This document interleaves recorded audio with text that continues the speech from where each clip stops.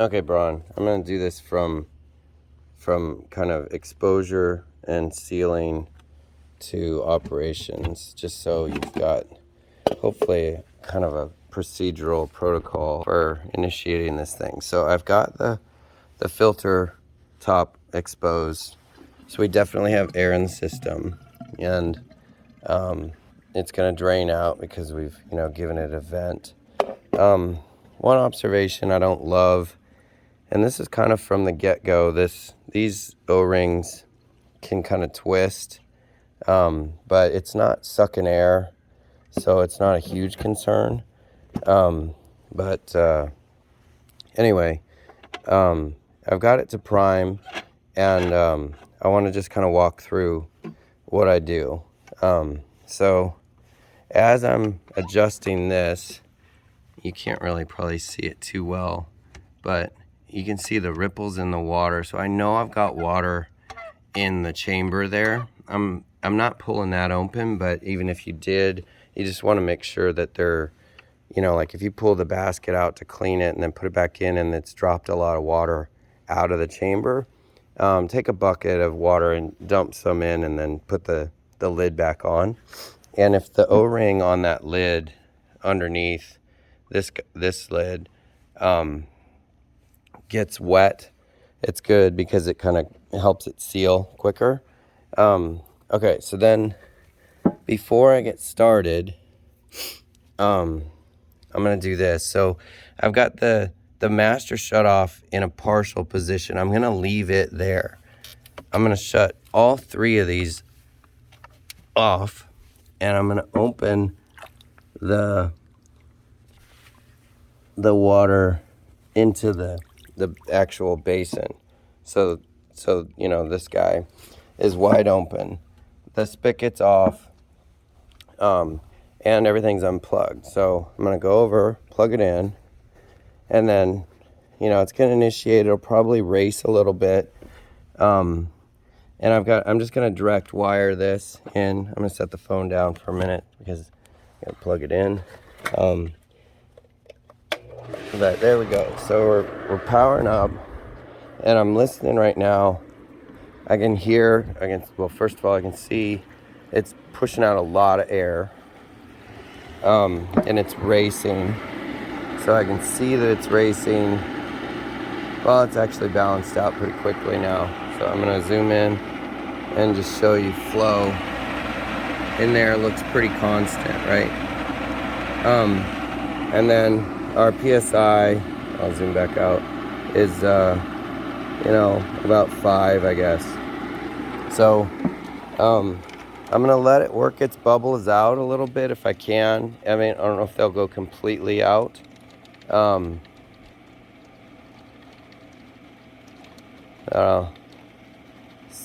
just kind of listening to it. It sounds like there's little kind of air bubbles trapped in the pipes. They almost sound like rocks, but it's just air. So I just really right now, this part of the process is just getting it to flow, to getting it to breathe, and without restriction. So if those air bubbles don't stop and I hear any little bit of racing, I can burp it up here on this bleed screw. And if I let it all the way out, eventually, I'll see water, kind of still racing, you can see. But that's pretty good. Like, that's pretty consistent. So I'm gonna shut it back down and see where our air bubbles went. If they dropped out a little bit. There's not too many left. There's still some. But that's not too bad. There's just some in the chamber because we don't have a completely full chamber.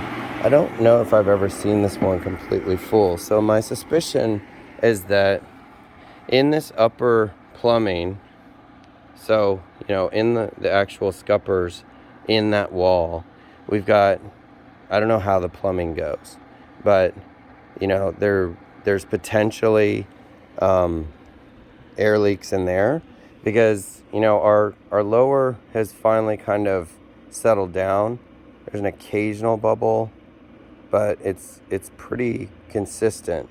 And you know, obviously all these are off right now, but I do have flow. So I'm really just trying to generate an exit for the water is the intention. I'm still getting racing, but it's not too bad. So then in this order, and I have this zoomed out because I think it's easier for you to see everything.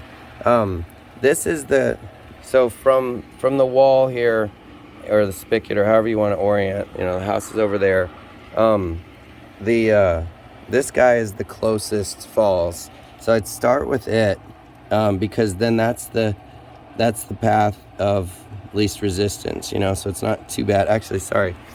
Before I do that, I'm gonna govern this back a little bit on the falls, and it's gonna bring up the pressure a bit. I'm not gonna back it off too much, but then I'm watching the filter to make sure it's not getting too mad at me. If it gets overwhelmed, it'll start leaking water out. You can see our PSI is not too bad still, but I just don't want to give it too many paths out, because if I have that momentum, then I can start to turn this guy on and get that first falls going. If I don't see anything, I'm gonna turn this guy in the water off a little bit more. Okay, so now we're up on the first falls, and then from there, there's a lot of back and forth. So now I've just got one initiated. It's got decent flow. I want to check that it's not racing too much, or if, you know, not too much has changed. And then I'm going to test this lead screw and just see how we're doing. If we got too much racing, that's pretty good right now. So then, you know, looking at the flow, it's pretty solid, consistent. Then with this in the same position and this guy, you know, a little bit open, I'm going to back it off a bit and then initiate the second one and kind of play between the two. So now it's going to want to, you know, still come out of the first guy, but start to favor the second guy, so we can fill that tube up with water more than air. And then back up on top, you know, check that we don't have too much racing in the basket chamber. And then, you know, just out of curiosity, how much racing do we have here? And it's not too bad. We've got consistency.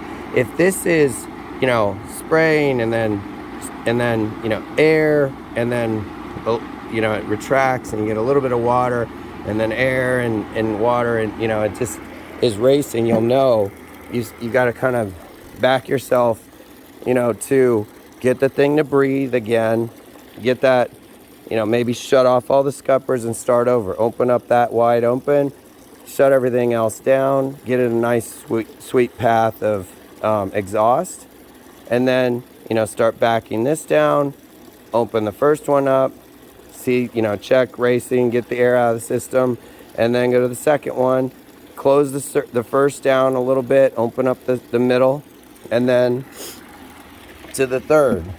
So we'll start to, you know, close this one just a little bit, this one a little bit more, and then just, they're so hard to open.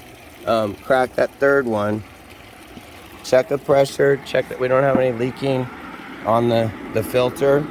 Our PSI is staying pretty constant, which is good.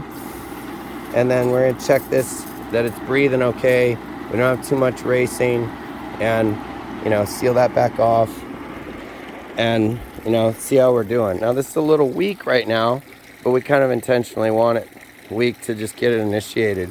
As you kind of open them up, you can't just like go full blast, because then you create this big kind of hiccup in the chamber, and, you know, it's got to catch up and it'll race and you'll start sucking air, and, you know, and I don't really know where that's happening, to be honest. But, you know, again, a lot of this we kept the same, so we're inheriting part of this. So now I'm just opening up those first two to kind of balance out that they're relatively consistent. and they don't look too bad. I'm gonna turn up the master just a little bit. Okay, and so there, with that change, there was it's racing, so they're falling now. And we'll see that we'll probably have a little bit of air in here,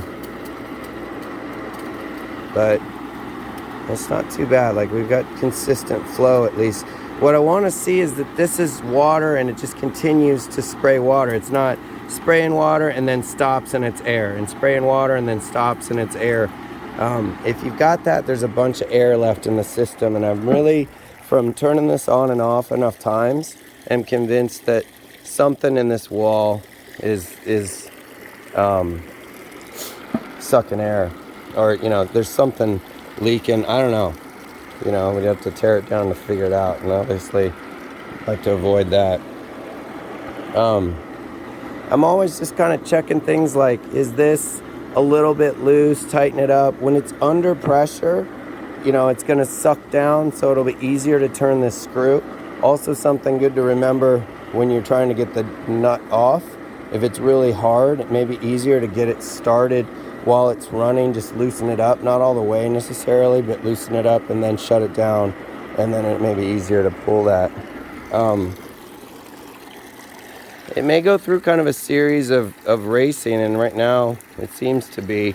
So I'm gonna turn this master down a little bit and create some back pressure on the pump, so that it has to work a little bit harder. So our PSI went up to above 5, so it's now having to push against that valve before it goes anywhere else. So it's going to restrict it a little bit, and that seems to back up enough of the demand that it's not trying to keep up with whatever is being asked of it. I don't feel like the pump is undersized. In fact, it's bigger than what we had, but if this continues to be such a mess to adjust, we may consider jumping up the size some. I'm gonna crank this down just out of curiosity, shut it off a little bit and give these a little bit more pressure, and see if we can't get it to stop racing a little bit. So they don't look too bad, I think, like that. And now it's just kind of fine tuning.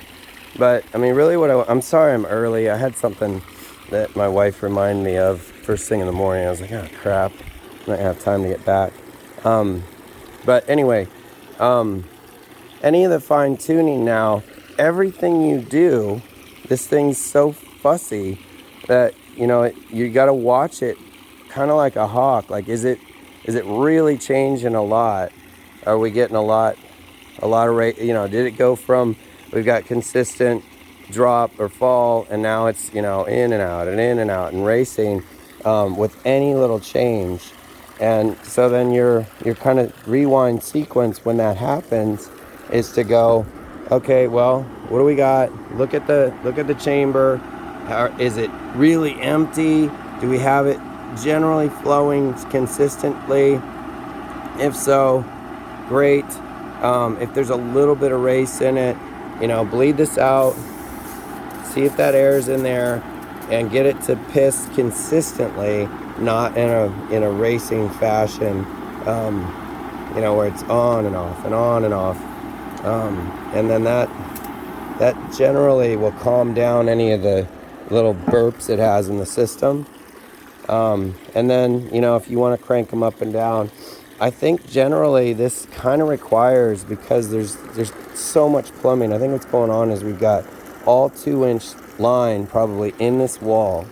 And, even though it doesn't seem like that much pipe, we don't know what it does. So, it's down here, and then who knows, like maybe it goes up and then across, maybe it goes down and up, and there's like one common line underneath, and they all tee up into each of these falls, so they have to push that column of air. Who knows? But in any case, there's a lot of potential air getting trapped in that distribution portion of the falls. And it seems to be causing the regular, like, you know, there's probably like a fear of even cleaning this stupid thing, because like every time you do it, you're probably wondering if you're going to be able to start it again, which totally makes sense because it's pretty fussy.